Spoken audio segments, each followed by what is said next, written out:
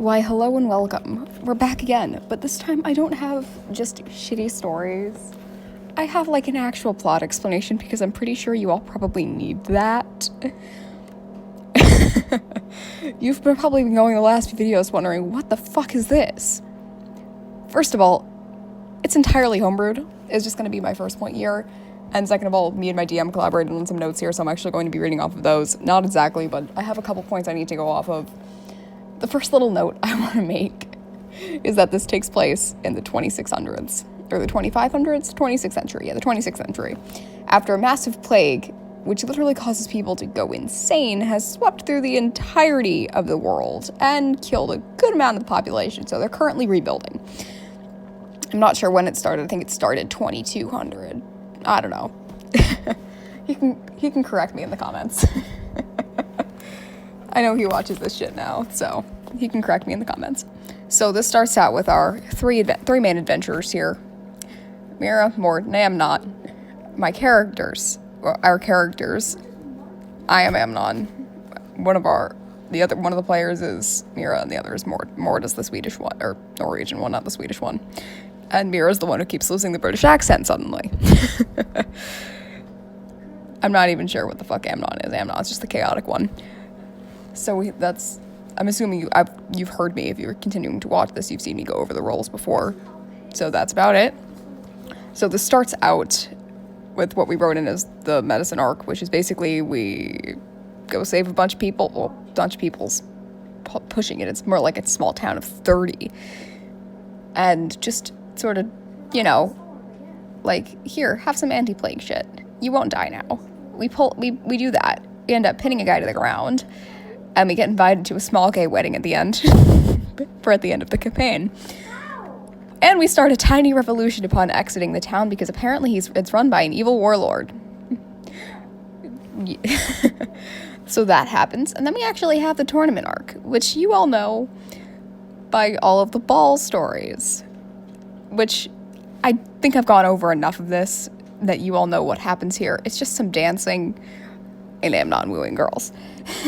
Amnon wooing a girl, stealing knives, that whole thing. We have that. Then we have the actual parts of the tournament arc, which I have very much got fucked up time-wise because I have no memory of a lot of this. So my DM helped me. So we ended up starting the tournament. We went into a room with a bunch of weird chains. It was a logic puzzle. We did not do very well. Mira's player helped us primarily through that. And in his words, Arson Spider saved a kid. Did a morality test that took me an hour and a half because none of us can separate characters from reality. And we were just trying to vibe. And then just the morals test hits us like... It did take us a literal... Start this over again because I got one detail very, very wrong and I didn't feel like re-recording the entire thing. So we stopped at the morality test part. That was fun. It took me an hour and a half to solve that. We almost fought the CR11 level 20 out of a joke by using his unconscious body to weigh down a scale. And it took us an hour to find out a dad joke. An hour for a very simple dad joke. I am not sure in what world most people know that joke. I certainly didn't. I'm not sure what that says about me, but here we have the arc that I like to call Steamore Does a Stab. Essentially, it's the part where I've gone over before. This is where a lot of the action happened, where the leader, or the royal or whatever, basically one of the nobles' penance, gets stabbed, almost dies. I'm pretty sure at one point they were supposed to die, but we screwed with shit, and they didn't. It's the origin of the human Looney Tunes comment is really all you need to know. Some fighting, and then just Hyacinth being like, yeah, I was supposed to help stab somebody. Hyacinth's the one that Mord talked to in the last few stories, if you don't remember that. Then, this is just mostly my DM and I just going back. And then here it is, it's up here. Then we have the fake Mira and Mirror Prodigy shit. There was a literal pit of wolves. Illusion Mira, I rolled a 20 at one point. I got to fight her. That was fun. We were rolling 7s most of the time, and my AC is a 13 and hers is a 14. So it was just the battle of... And this was done in my DMs, by the way, because we weren't doing this. We were doing this individually, so it was done in the DMs.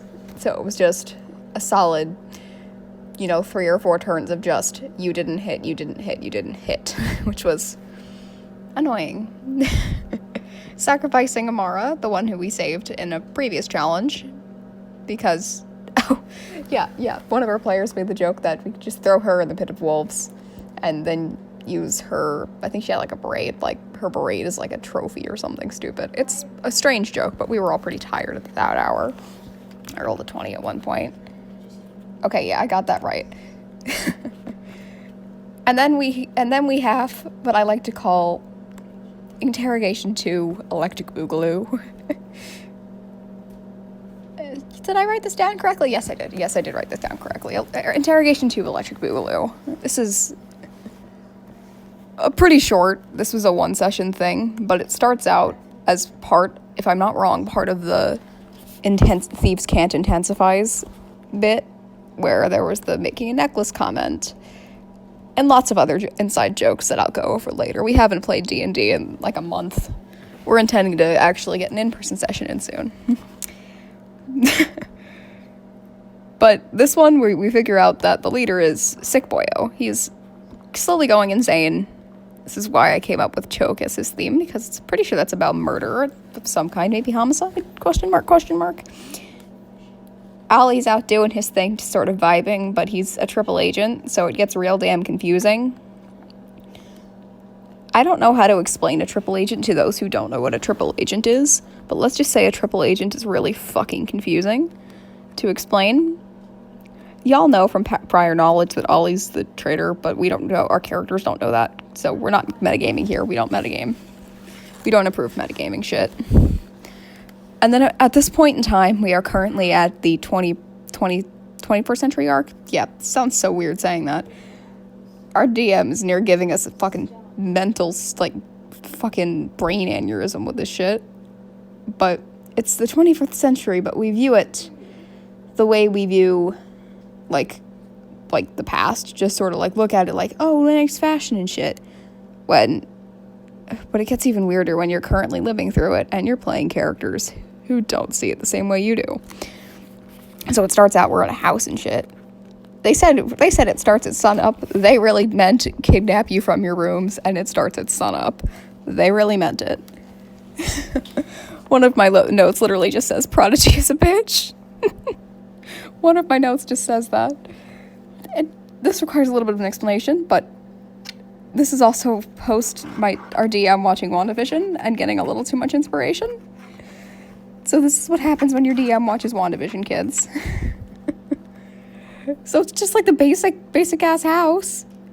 And Mord wakes up in the morning upstairs and throws a fucking clock through the window. I think it was an alarm clock through a window.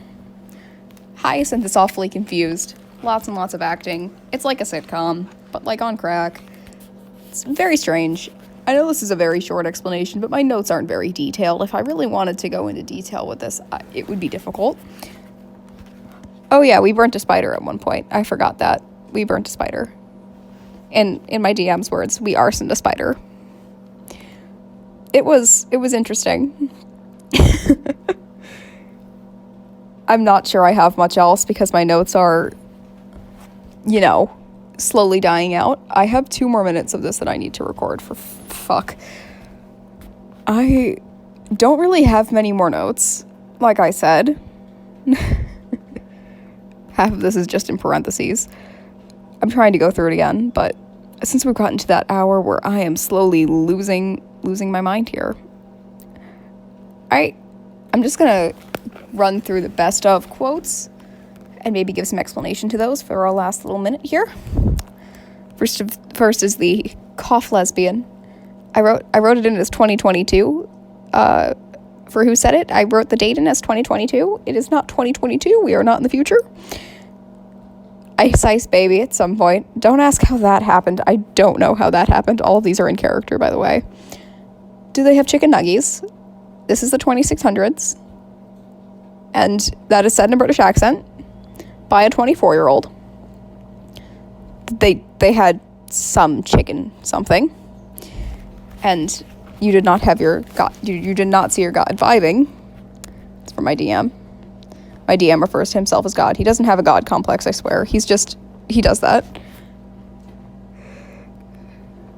All of this says 2021. This wasn't 2020. I'm trying to remember what time this was.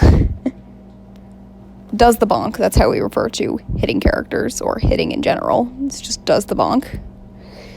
And one of my favorites that I've never had to explain, but it's really confusing, but this is another in-character quote before we run out of time here. Clearly the Mastiff hasn't had enough exposure to tieflings and snake boyos. That was another. And this is me recording the intro because I restarted the voiceover again because I messed up and I sounded really fucking awkward. So feel free to suggest more dikes for me to make in the comments. I'm running out of Resonant. I'm running out of ideas. Anywho, thank you for watching. I will see you later.